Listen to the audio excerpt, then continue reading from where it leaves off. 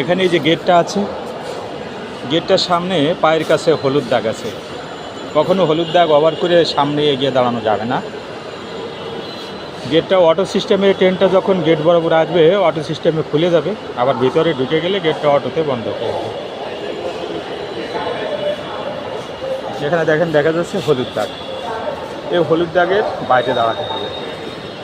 এখানে হলুদ দাগ দেওয়া আছে এবং অনেকগুলো গেট আছে, অনেকগুলো গেটের সামনে সবাই এভাবে পজিশনে দাঁড়িয়ে আছে। ট্রেনটা আসার সাথে সাথে দাঁড়িয়ে যাবে এবং দরজাটা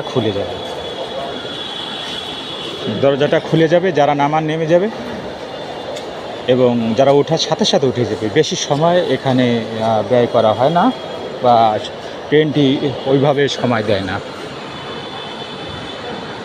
ট্রেনের আমরা এখন আছি বিশ্ববিদ্যালয় এলাকা। এই বিশ্ববিদ্যালয় এলাকার ট্রেন স্টেশনের দৃশ্যাবলী দেখালাম। তো আমার সাথে আছে সমীরণ, গৌতমবাবু।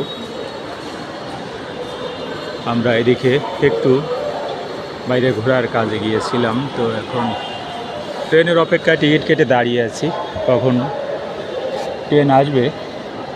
তখন আমাদের সিগন্যাল লাইট আছে, গন্তব্য, ডিসক্রিপশন, সময় সব আমাদেরকে জানিয়ে দেবে সাউন্ডের মাধ্যমে। এই আমি ট্রেন লাইনের একটু সংক্ষিপ্ত পরিচয় বিবরণ দেখে দিলাম। আমরা একটা গেটের সামনে এই যে ত্রিভুজ চিহ্ন করা আছে, এখানে আউটডোর, এখান দিয়ে নামতে হবে, এখান দিয়ে উঠতে হবে।